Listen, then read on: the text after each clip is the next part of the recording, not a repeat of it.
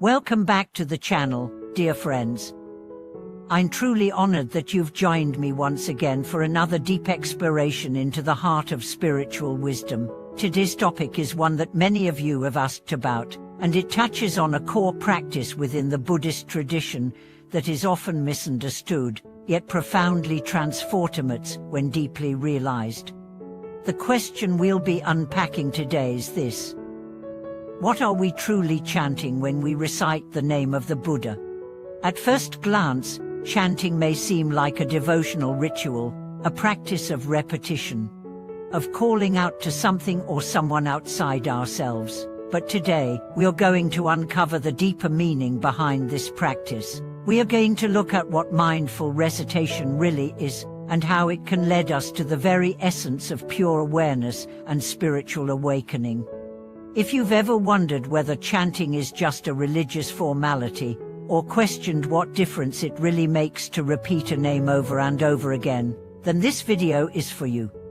Because what we're really doing in this practice, if done with true presence, is something far greater than simply speaking words. It is a direct gateway to your true nature. Let's start with a common question. When we chant Kamithiba Buddha, Botnomo Omitufo, or any sacred name, are we calling to a deity who exists somewhere far away? Or is something else happening? Many practitioners begin their chanting journey believing that they are calling out to an external Buddha, divine being in some celestial realm who hears their call and responds with blessings. And for many, this devotional relationship is powerful and sincere. It creates a heart connection. It opens the door to humility, to longing for truth, to reverence. But what happens when we take this practice deeper? What happens when we begin to ask, who is chanting, and to whom? This is where the practice becomes transformational.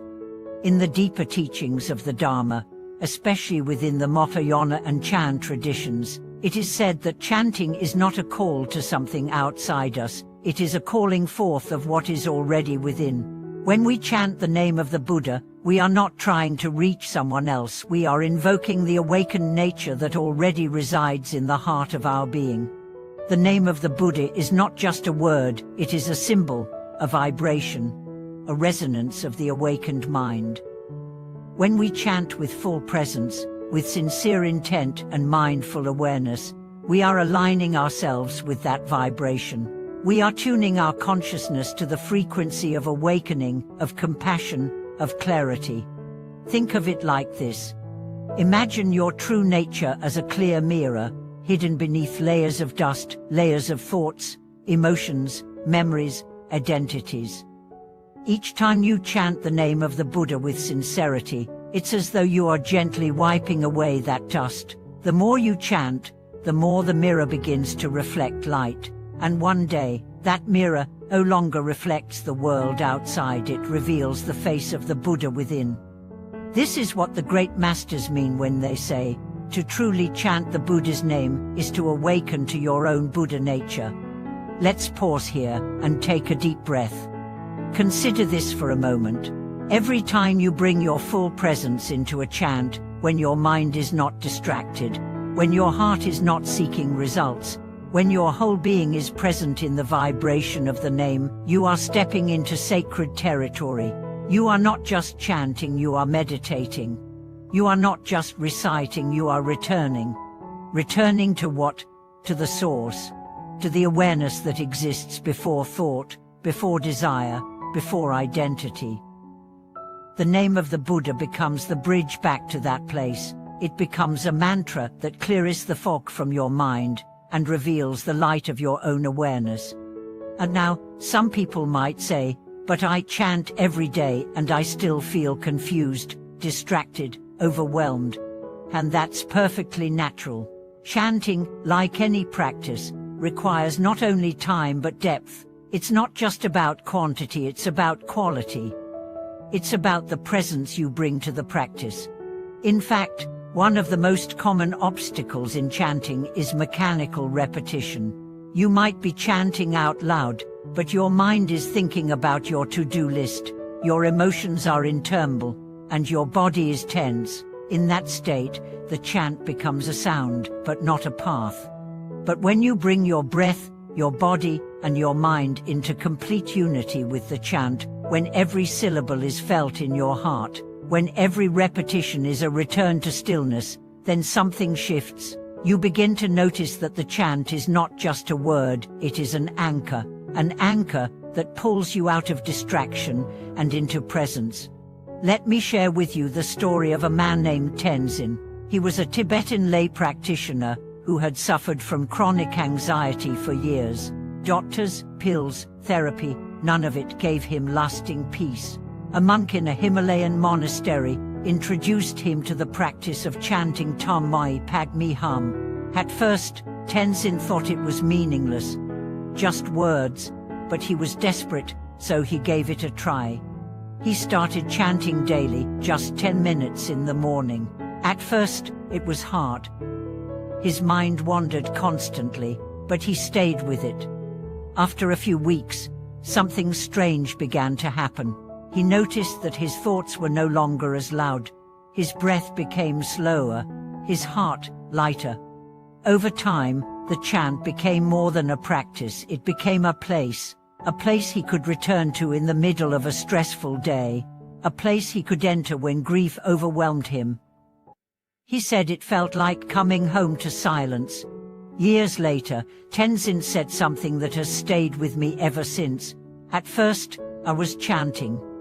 Then, the chant began to chant me. That is the power of true recitation.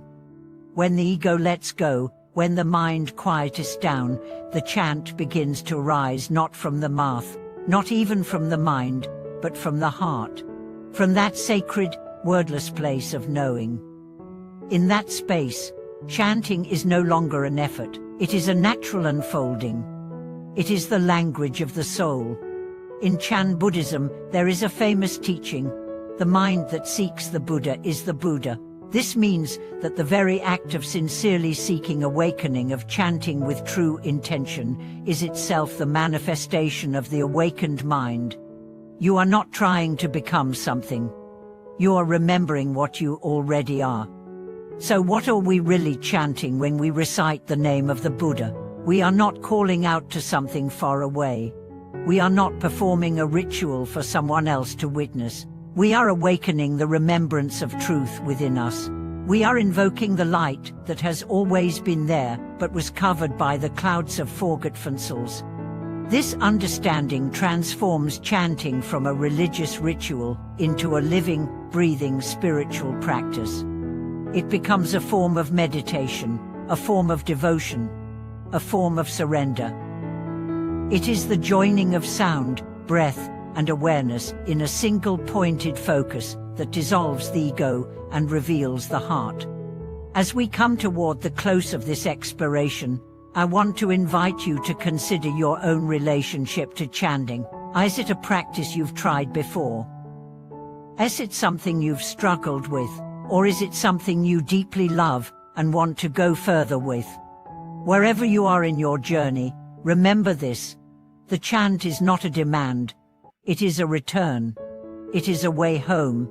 And even if you only chant one name, one time, with full presence, that single moment is enough to begin transforming your mind, your heart, your life. Thank you so much for watching this video. I hope this exploration into the heart of chanting has brought you a deeper understanding and a renewed sense of reverence for your own spiritual path. If this resonated with you, please subscribe, like the video, and share your experiences with chanting in the comments. I read everyone, and I look forward to continuing this journey with you. Until next time, remember, you are never far from the Buddha. The name is the path is the remembrance, and remembrance is the awakening.